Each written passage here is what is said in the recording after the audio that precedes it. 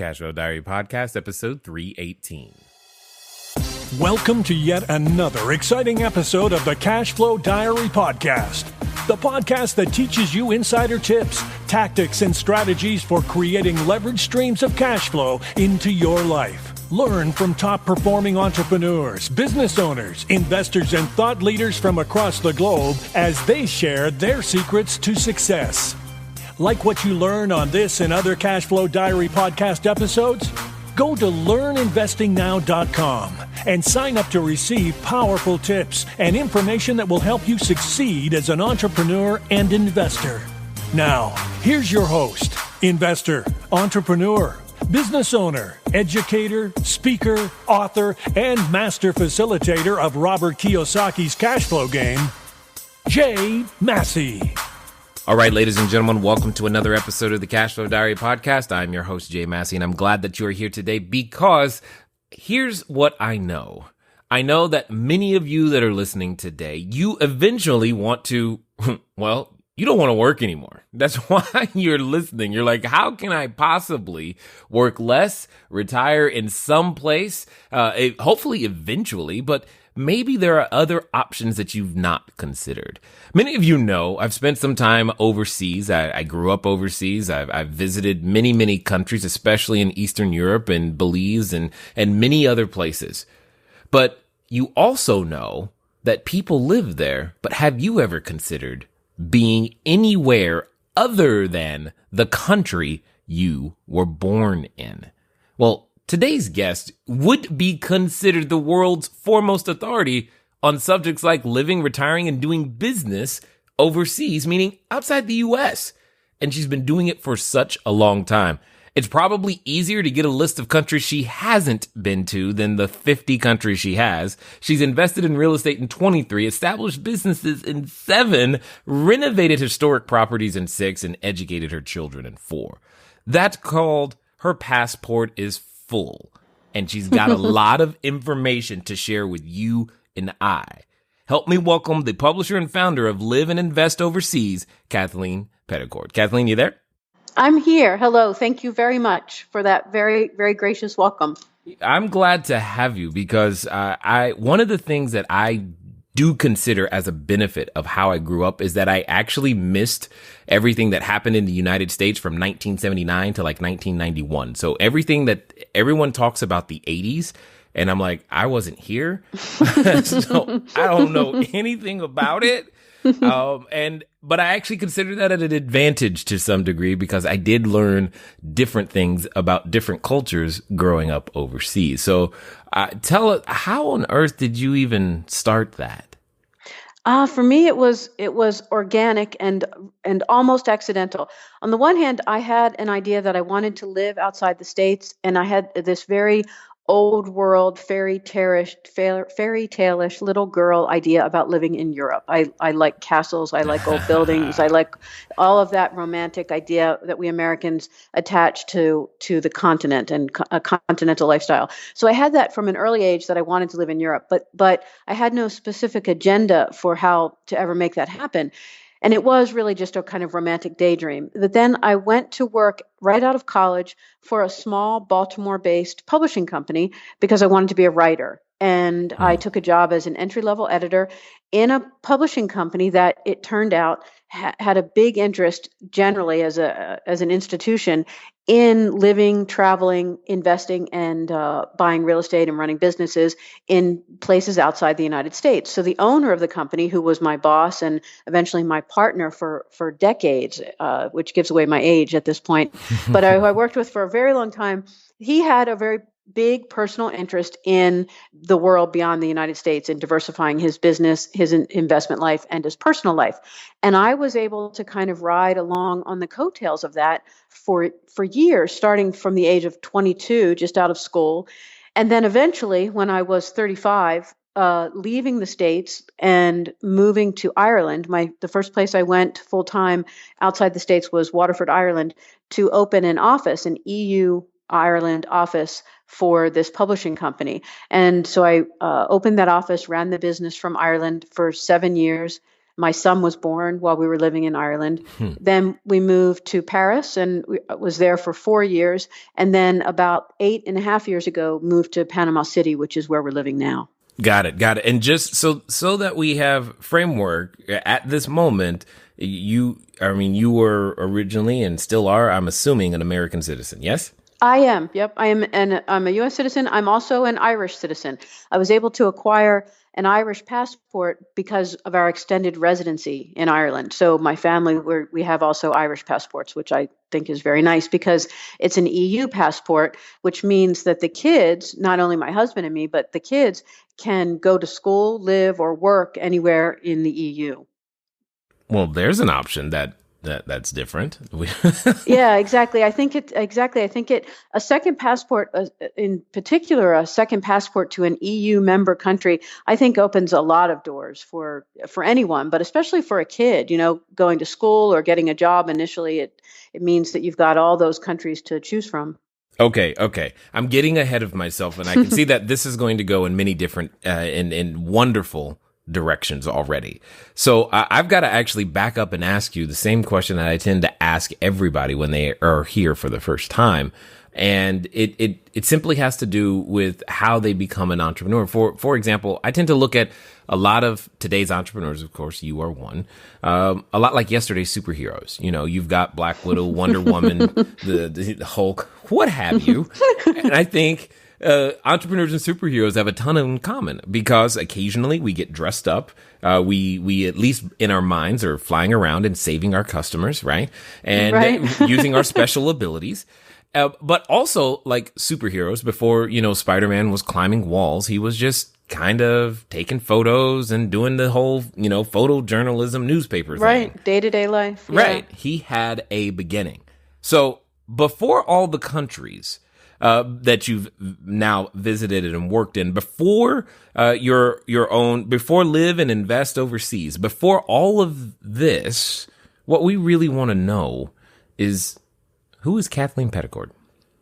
I am a small town girl. I grew up in Baltimore, which is I don't know if you've ever seen the television series The Wire, which made Baltimore kind of infamous, but it showed, Baltimore is a down and gritty working class blue collar town. For a while had the biggest murder rate in the country, murder by gunshot. So that was that's the reputation of Baltimore. That's where I grew up.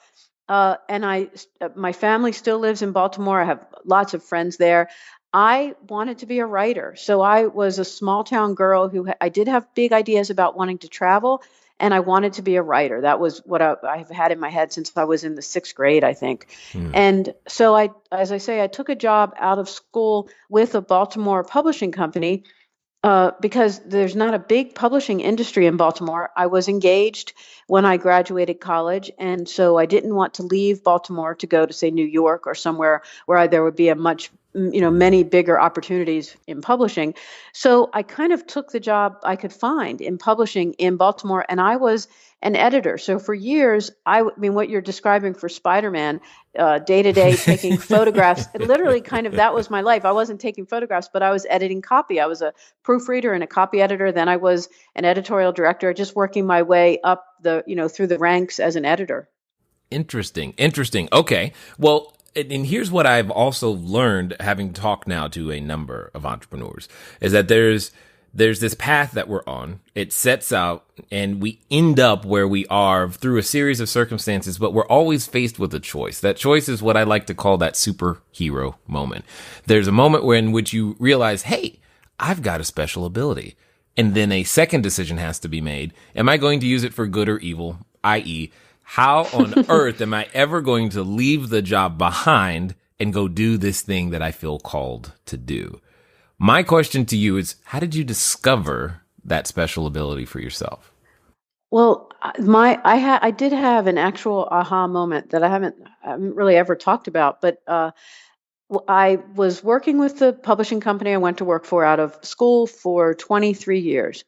This goes back to about almost 10 years ago now. I was working for them, living in Paris, running an office for them, and decided that it was time for a big change. I didn't know what that change would be.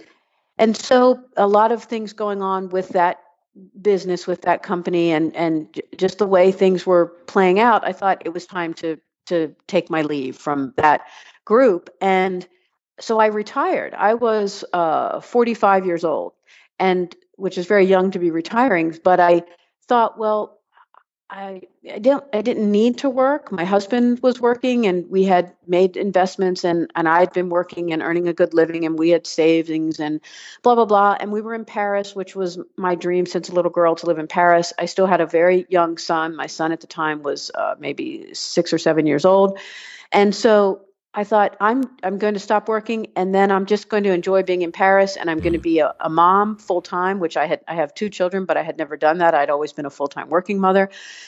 And so I did that for 3 months, and I walked my son to school every morning. I went marketing. I did all the errands that a housewife does. And then I took advantage of being in Paris. I went to museums. I took 5 and 6 hour walks around the old quarter of Paris. Wow. I went through parks and gardens, and I did all the things that you can do in Paris. And if you're going to do nothing, Paris is a really good place for it because it's easy to do, to fill days doing what amounts to nothing, but it's an amazingly rich and interesting and fun and fulfilling lifestyle. When you're describing this part right here, I keep picturing, and I don't know if you have, but for those of you who have, if you've seen the beginning of Beauty and the Beast, when Belle is just kind of singing her way through town and not really. That's right. Not doing anything. Yeah, exactly. Not doing anything. But you can do that in Paris and be really happy. It can seem great. And so I was doing that. And about 3 months into this, one afternoon at about 2:00 in the afternoon, I was sitting in a park near where my son was going to school. I didn't have to pick him up until 4:00. So I was sitting in the park, and I likely could have sat there for 2 hours. I would read or write in a journal or, the things you do sitting in a park, watch the kids play. Well, my very good friend in Paris, her name was Emanuela. She was the mother of a girl in my son's class, Emma. And Emanuela happened to walk by on the street and saw me sitting in the park. Emanuela was working and walking from one place to another back to her office, came into the park and said, "Kathy, what are you doing?" And I said, "I'm sitting in the park." And she said, "It's 2:00 in the afternoon. What are you doing sitting in this park? How long are you going to sit here?" And that was my aha moment. That was when I thought, yeah, you know what? You're right, Emanuela. This is enough. I'm 45 years old. I'm not sitting on park benches for the next 30 or 40 years or something. What am I doing? And so she sat down and we talked, and she said, you need to do something. You need to figure something out.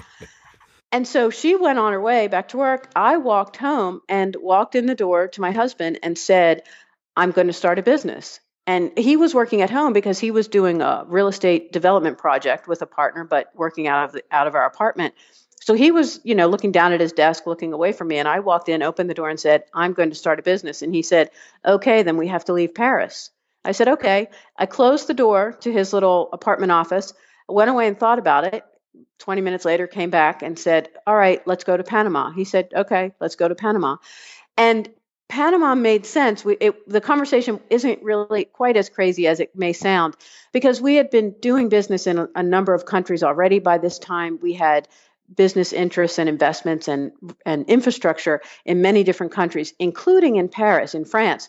But we knew from the experience that we'd had to that point that France is no place to try to start up a business. France is not a place to be an entrepreneur. The French don't appreciate it. They don't value it. They make it really hard, really expensive. Sounds like California. Bureaucracy is a French word. Exactly. And California may be more and more like France all the time. Labor law so heavily favors the employee. The taxes are so high. The cost of operating in every way is so high. So whereas at the same time, we knew Panama was the opposite situation. Panama at the time, and still today, because it's more than 9 years later, but Panama is working so hard to attract foreign investors and entrepreneurs. And the country offers many incentives, especially a lot of tax benefits. It's possible to find a very educated English-speaking labor force here. put in place all the infrastructure you need for various kinds of businesses, especially an internet business, which was what I knew I wanted to do. And really, all things considered, and we did go away and look at it a little more closely and have more conversations following the one that initial afternoon. But when you put it all down on paper and really try to compare, Panama stands out as, I really think, one of, if not the best place in the world right now to operate this kind of a business. That's saying a lot, but it's also coming from a person who's been through a lot of different countries. So I'm curious, though, to know when it comes down to making this decision, I'm hearing a lot of financial reasons in terms of, especially when it comes to operating a business. And I hear a lot of the cost and the bureaucracy. Many of us would love to escape that in various different forms. Help me understand a little bit more, like, what is Panama doing that makes it attractive for the entrepreneur to start there? Well, it's possible to operate in Panama, and I'll speak simply and kind of superficially, because every situation is different. And anyone, I want to add the disclaimer, anyone interested in this idea needs to get personal advice from an attorney and a tax advisor, obviously. But that aside, it's possible to operate tax-free in Panama. And there are a handful of places around the world where this is true. These are countries that tax on what's called a jurisdictional basis. So countries that tax only income earned in the country. So operating an internet business, we don't earn any money in Panama. Our customers aren't Panamanians. Our customers are mostly North Americans, but they're English speakers around the world. We operate as a certain kind of a corporation that is completely legal, compliant. We're not doing anything that loads of other people aren't doing and loads of more people couldn't do. But you just need some advice on how to structure things properly. And if you form the right kind of corporation and set yourself up properly, it's possible as a foreigner running a business, foreign entrepreneur in Panama, to operate tax-free. And any entrepreneur will recognize that's a big deal. That can be a big advantage. That you got my attention. That's for sure. Now, I also know, from having traveled a number of places, nowhere near as many as you, but one of the reasons I like traveling often is because, especially like, for example, I've spent some time in Belize. This is one of these countries where a $20 bill can feed you for 3 days. And it's like, wow, and is that a similar situation when it comes to cost of living in Panama? That is the case outside Panama City and much of the country. The Panamanians refer to all of Panama beyond Panama City as the interior. The interior of the country, which is the whole country other than the capital, is still super, super affordable in the way you're describing, where a couple could live here on $1,000 a month or $1,200 a month. Panama City is not so affordable anymore. It's much more affordable. I first started much less affordable today. I started spending time here maybe 17 or 18 years ago. Back then, this was a super cheap, screaming bargain of a destination. It's gotten steadily more expensive. Panama City, again, as is the case in the United States, you can't really speak of the cost of living of a country, because what's the cost of living in the United States? It's different in Manhattan than in Des Moines, for example. Right. And so in Panama, and in any country, you have to I think of it as thin slicing. So thin slice the country, slice it up according to regions. And the rest of Panama is still very affordable, more expensive than it used to be, but still really affordable. But Panama City is working so hard to be a first world, seriously competitive destination. Panama City is trying to be competitive with Singapore and Dubai. Wow. And setting itself up as a serious top tier expat entrepreneur destination. And that comes at a cost, because it means that a lot of money is being attracted here. And so a lot of services and infrastructure is developing to support all of that interest. But because there is a lot of competition and there's a big market, the big appetite, the costs are going up. Yeah, that would make sense. But what I'm hearing is, there's a window of opportunity that you've discovered, and that I would assume exists in many different countries that you've probably visited over time. Well, for sure, in Panama, there is a big window of opportunity for an entrepreneur, both for an entrepreneur to start a business and also for an investor looking for cash flow, rental investments, for example. That's a big opportunity in Panama. The opportunity to be an entrepreneur, to start a business, you could start a business anywhere today, as I'm sure you know. All you need is an internet connection and a laptop. Is it going? Or just then an it depends. iPhone. Or exactly.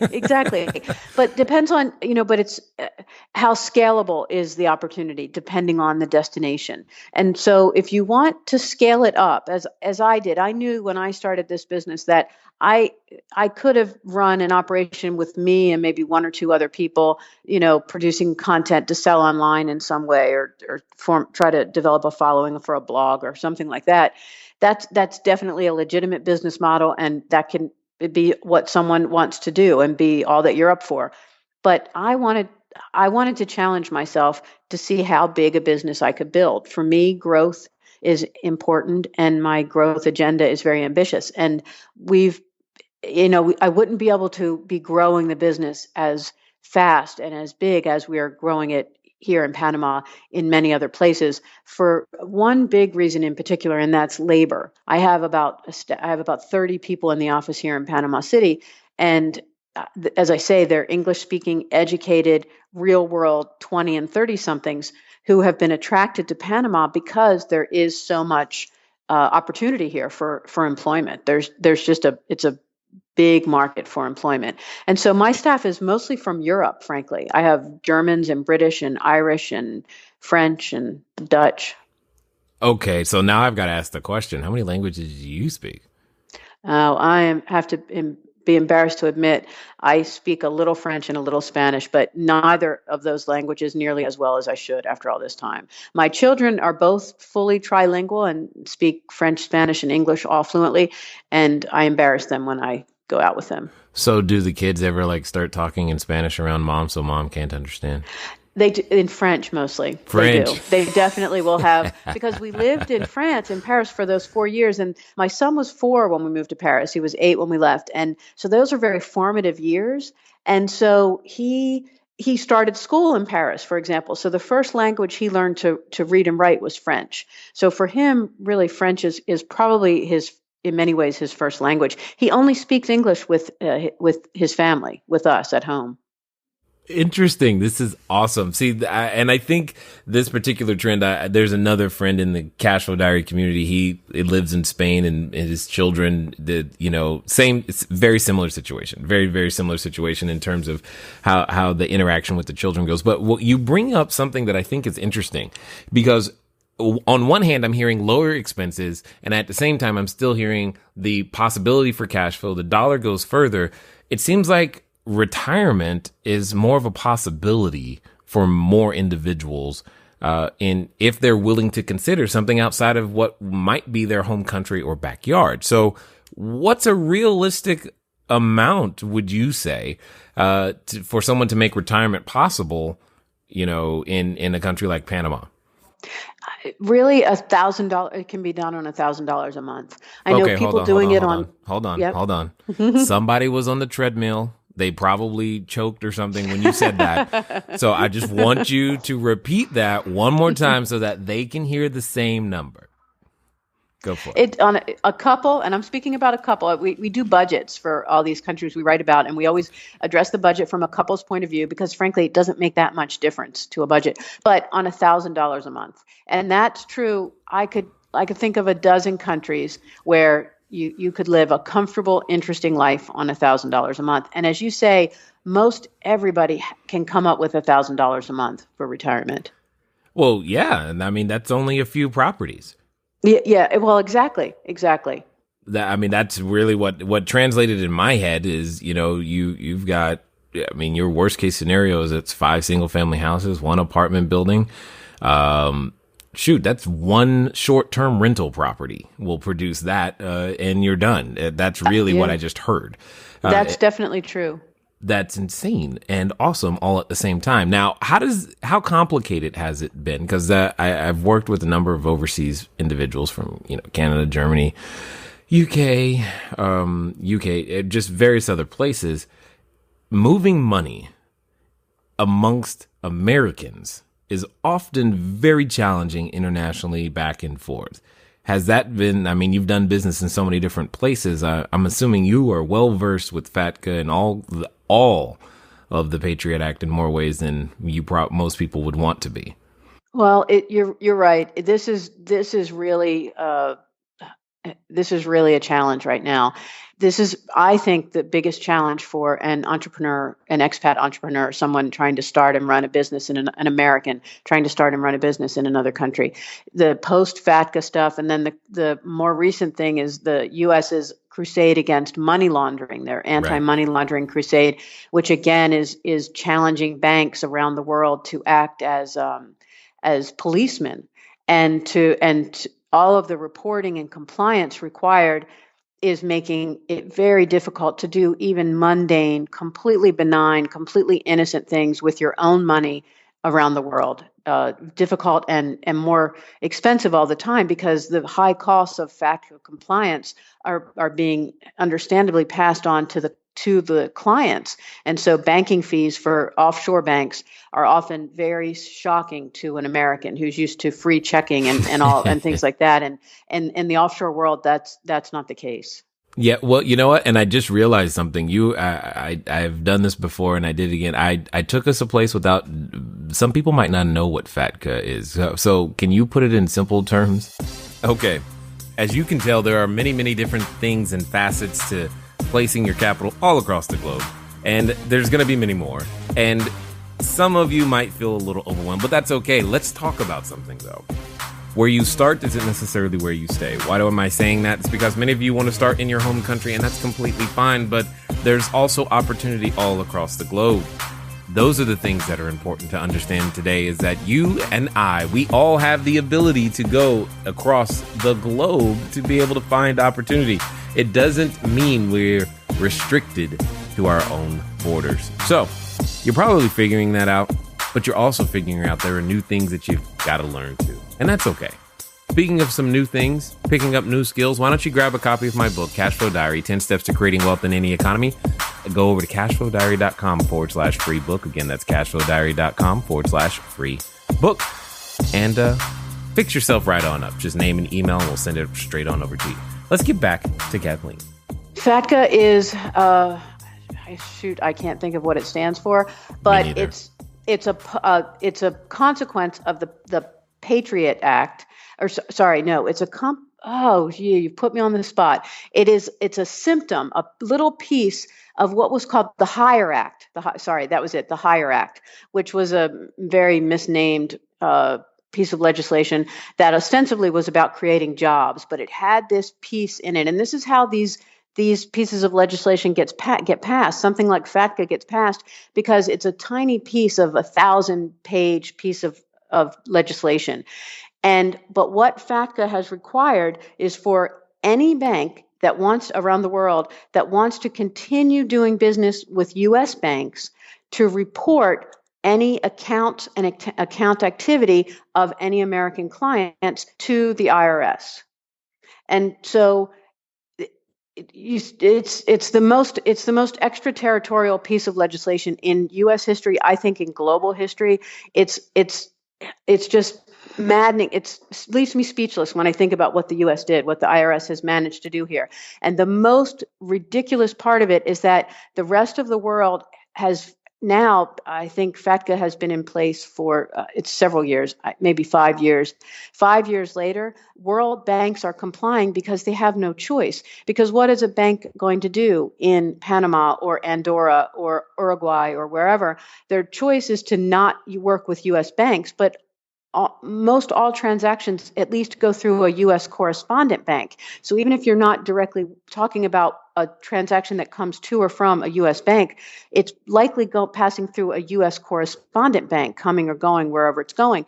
And so a bank in Uruguay, what are they going to do? Be shut out of the U.S. banking system? Or are they going to say, okay, U.S. government will do what you want us to do. We'll institute, put in place, invest in all of this infrastructure for reporting compliance that banks have been 5 years dealing with it, and they're still not completely compliant because just of the enormity of the whole thing, the enormity of investment of time and cost. And so now Americans, they have to take for granted that whatever bank account you have in another country is naturally and necessarily going to be, the IRS is going to be notified of it by the foreign bank, which shouldn't actually be a problem for an American, because an American with a foreign bank account is meant to report that fact to the IRS himself on his FBAR, now called the FinCEN form, the FINCEN form, which you need, if you have a foreign bank account, you're meant to file every year. Right. And this continuing reporting requirement, let's just translate that into it costs more money, guys. Exactly. It costs more money. Yeah. And it's a big hassle. All kinds of now documentation is required for even the simplest thing. Even we deal with a lot of banks in a lot of countries on a daily basis, just in the normal course of our business, just paying writers or paying vendors or whatever. No, totally natural, normal things for a small business owner to do. But the requirement for documentation from the bank can be really big. It will drive you crazy. Our accounting staff spends a fair amount of time just responding to banks' requests for documentation. What is this money? Where did it come from? Why are you sending it here? What's it being used for? Absolutely. And I guess with a business that is definitely based online, one of the things I like about technology is that, your workforce expands because you can access so much talent from so many different places. But yet little things that like this can get in the way to make doing business in multiple countries a challenge. Has there been anything else that you found, either specifically, say, in owning real estate in foreign countries, that's been uniquely problematic? I think that that it is more challenging for sure to manage a rental property in another country if you're not living in that country.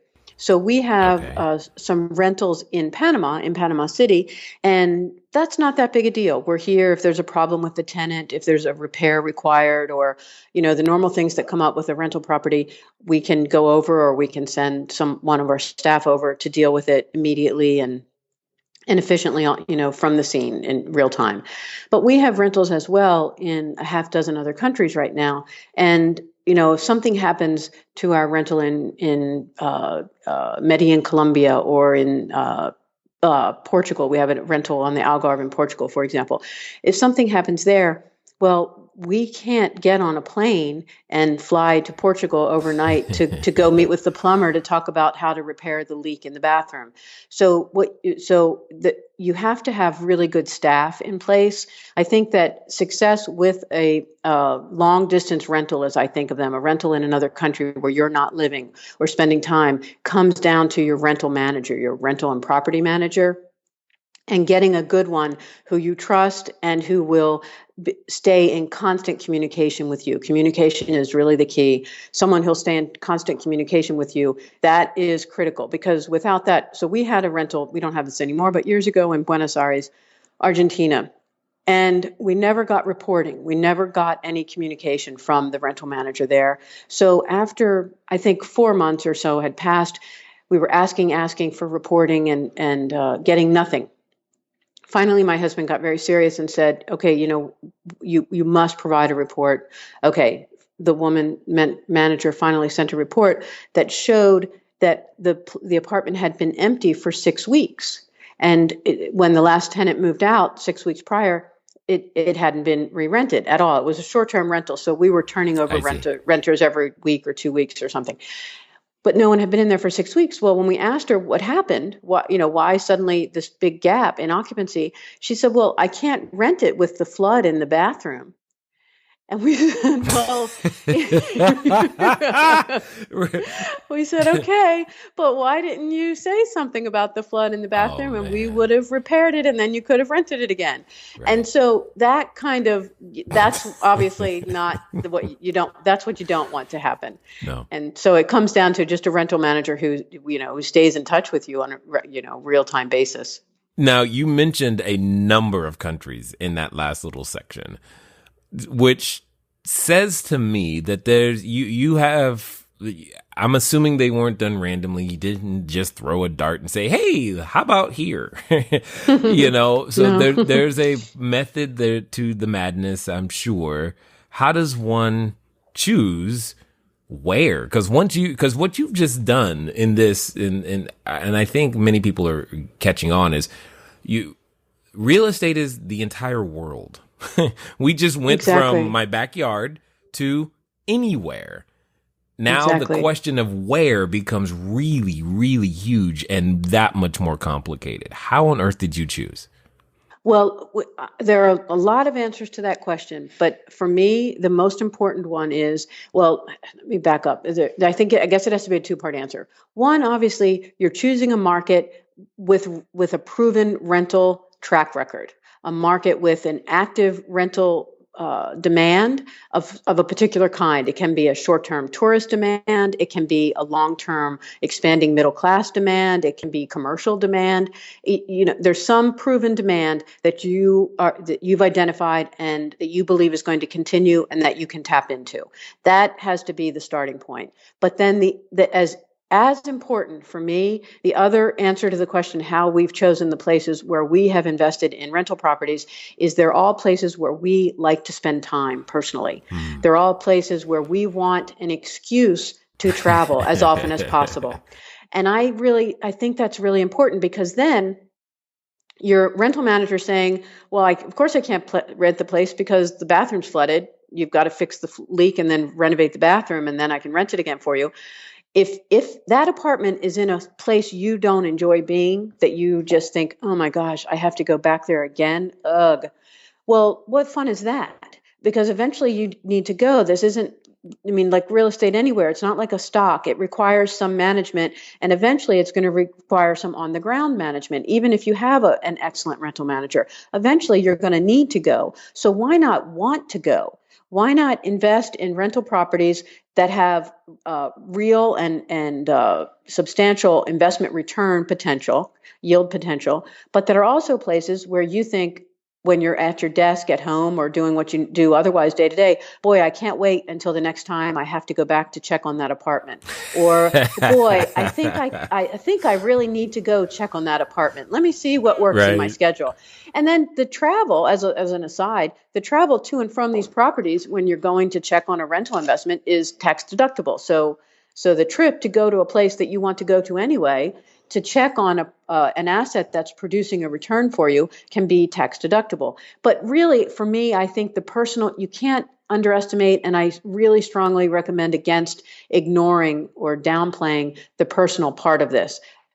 Choose places where you and your partner, your spouse, your children, your best friend, where you're going to enjoy going year after year.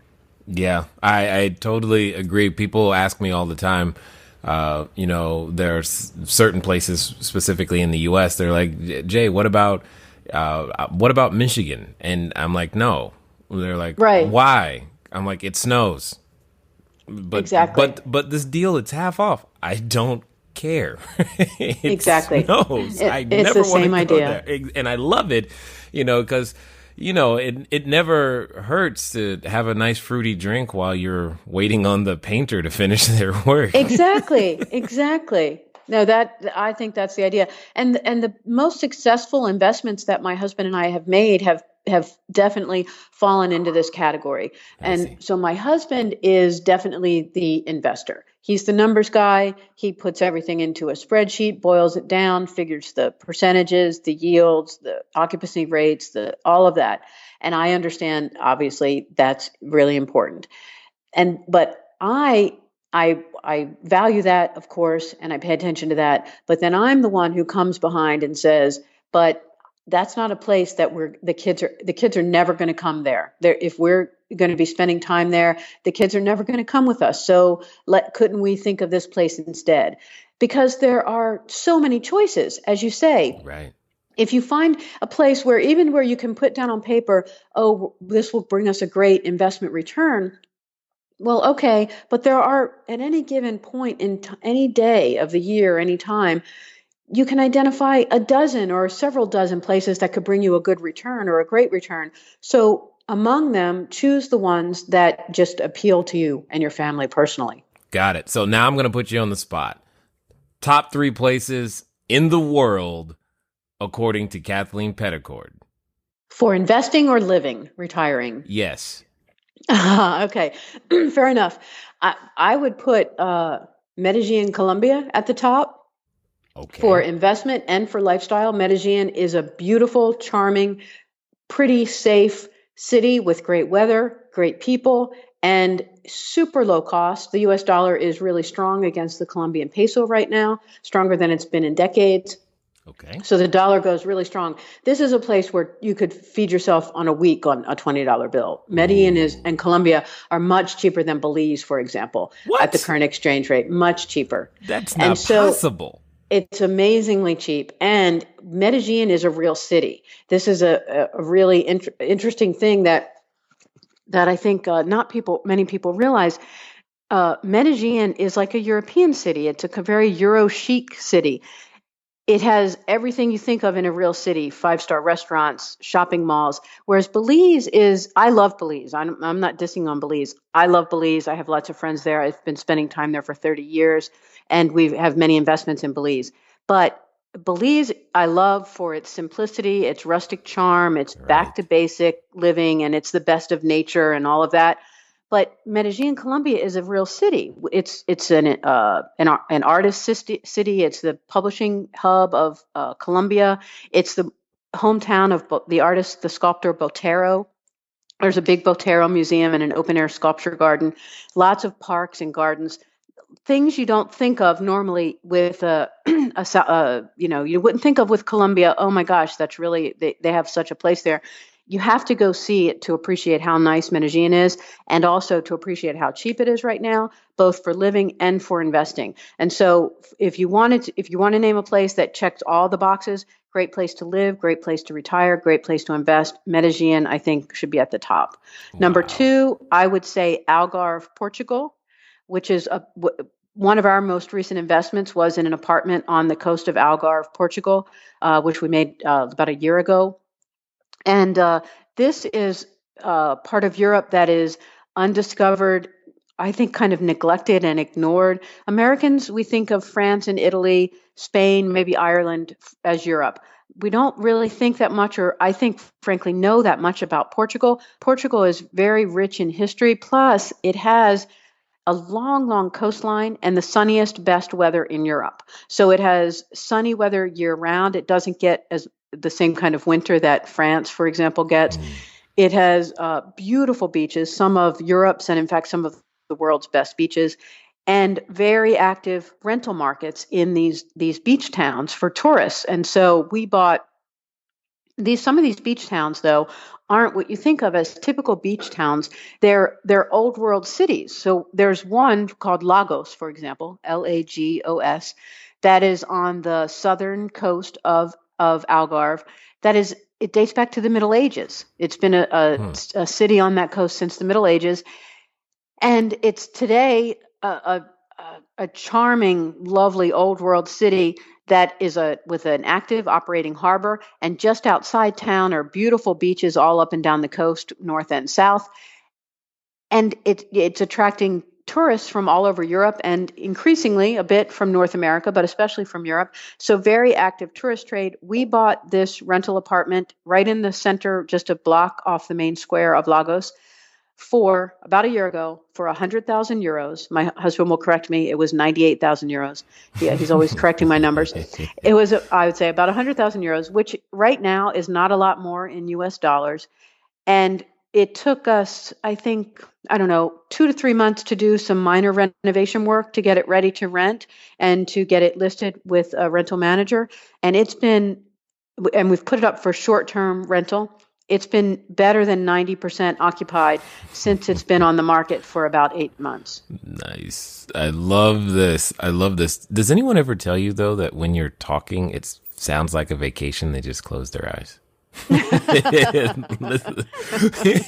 So what's number three? What's number three? Number three is harder because I'll give you two choices for number three. Okay. One would be Panama, just outside Panama City, in the Panama Beaches area. It's called the Panama City Beaches area, just outside Panama City.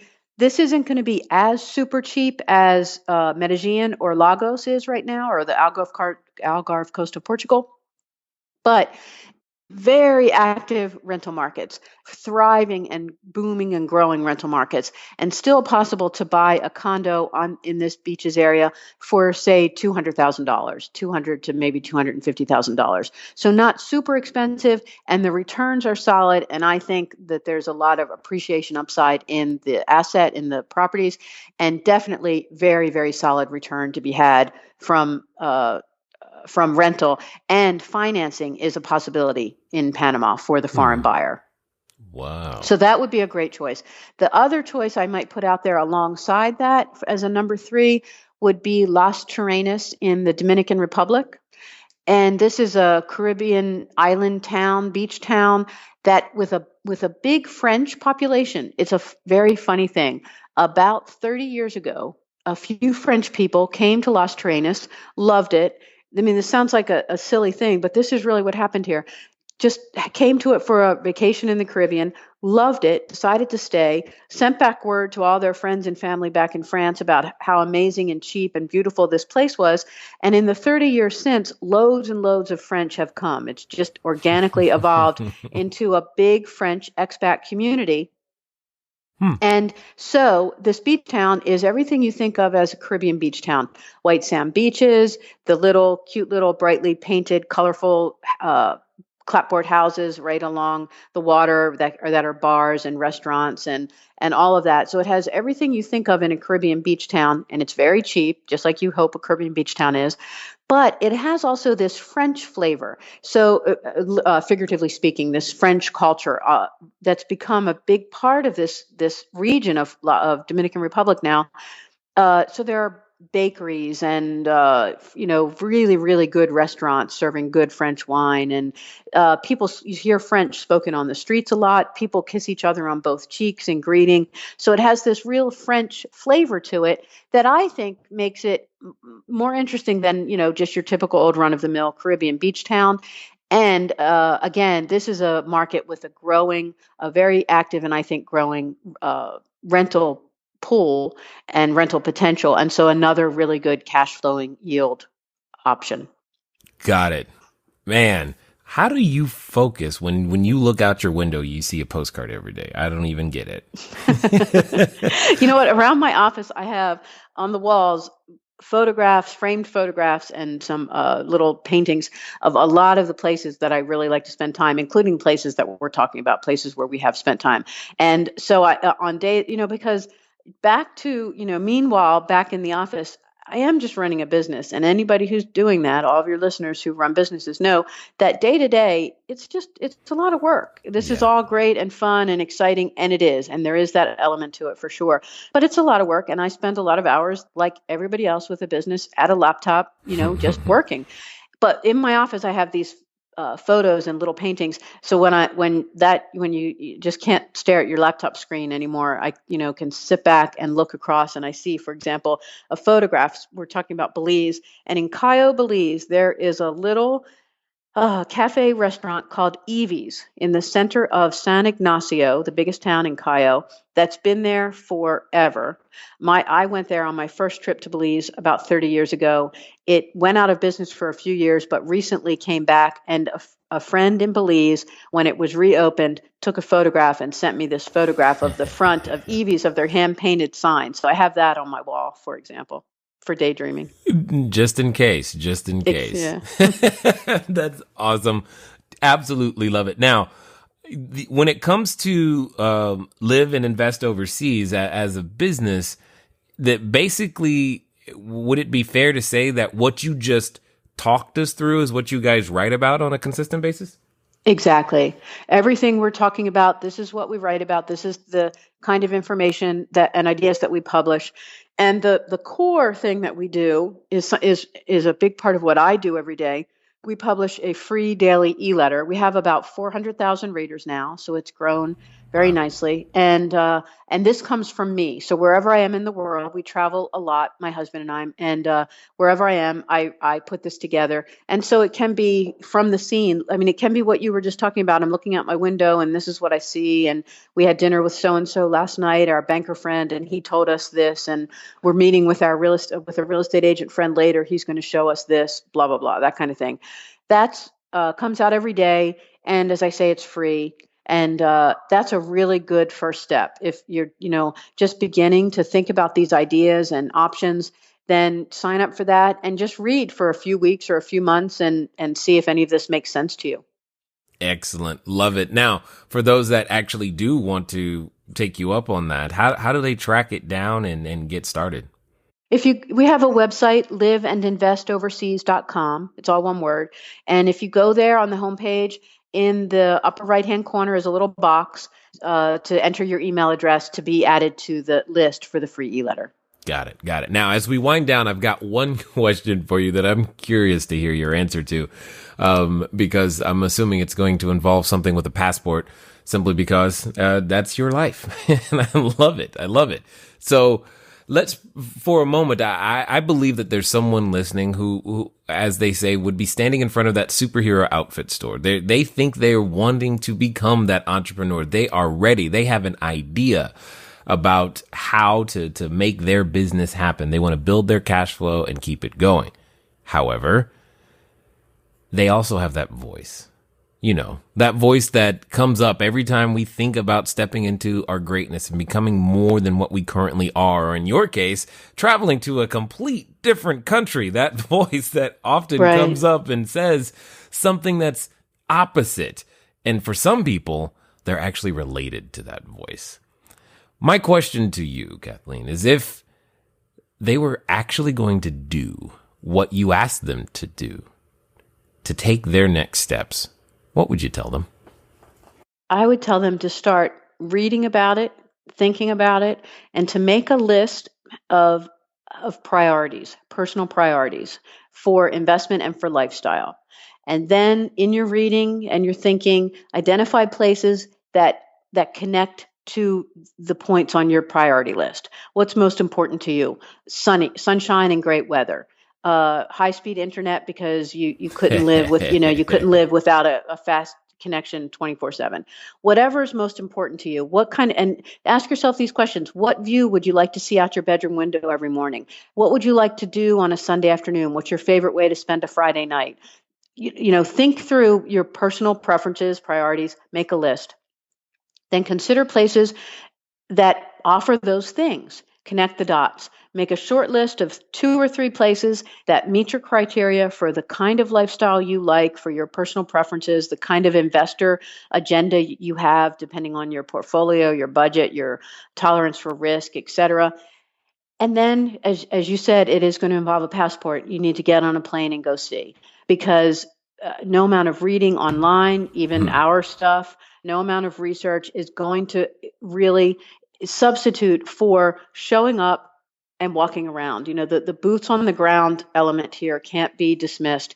And when you do that, when you show up and you make a list and you think, I like cities and I like developed infrastructure, and I want a good tourist market to tap into for a rental investment. Okay, so we just talked about 3 places that could make sense: Panama City, Medellin, Colombia, Lagos, Portugal. They're all great cities for living, for retiring, and all offer great investment opportunities right now. So you go to each of them. Not that you have to go back-to-back 3 trips. Just pick one. Make it low-key, easy, one step at a time. Okay, you think Panama's closest, easiest, and it is. They speak a lot of English in Panama City, so the language hurdle is easy. You can get a great off deal on airfares, blah, blah, blah. I'm just going to take a trip to Panama City. Take a 2-week vacation, 10 days, whatever you can manage, to Panama City. When you get here, do all of your research, your due diligence, ask lots of questions, talk to everybody. not just real estate agents and people in the industry, but talk to waiters and taxi drivers and everybody you meet to get a feel for the place. And then at the end of your visit, allow yourself to put aside all the data you've collected, all the conversations and research, and just ask yourself, did I like being there? Did I like it there? And if your answer is no, actually, not so much, I'm happy enough to be going home, fair enough. Then worst case, you had a vacation to Panama City. Even if you decide it's not a place you want to be long term, I'm sure you can come and have a great time here. Loads of fun things to do at the beach and et cetera in Panama. So you had a vacation, you go home. Okay, that wasn't for me. I would say don't give up. I would say then go to number 2 on your list. As your schedule, as your life allows, plan another trip. And you think, okay, what I found from Panama City is I don't really like the developing world. I think I'm more a first world person. Go to Lagos, Portugal. That's completely first world. You go there, you show up, do the same thing. Look around. Allow yourself to enjoy the place. Advantage of all the fun things there are to do. Talk to people, do your research, and then at the end of that visit, think, you know what? This is more me. This is more my style. I feel very at home here. I love the food. I love the culture. I love the people. Yes, this makes sense. Then you can take it to a next level. But I really do recommend, as you're starting out, that you take this in steps and let it kind of develop organically over time. Love it. 100%. I love the part where where it involves more than just reading yet another book, because that's my favorite right there. Excellent. I definitely appreciate, though, you taking the time to invest your wisdom and knowledge and experience here with us today at the Cashflow Diary. It's been my pleasure. Thank you very much. I enjoyed talking to you. All right, ladies and gentlemen, you know what time it is. It's time for you to move at the speed of instruction. What does that mean today? Well, I think you know what it means. It means you probably should go find your passport, dust it off, and let's go put it to use. But definitely get over to Live and Invest Overseas, get some information, begin to figure out, let your mind begin to picture that postcard and go. Because real estate is everywhere, opportunity is out there, and the world is waiting. It's been fun talking to you guys today. I look forward to talking to you soon. Until next time.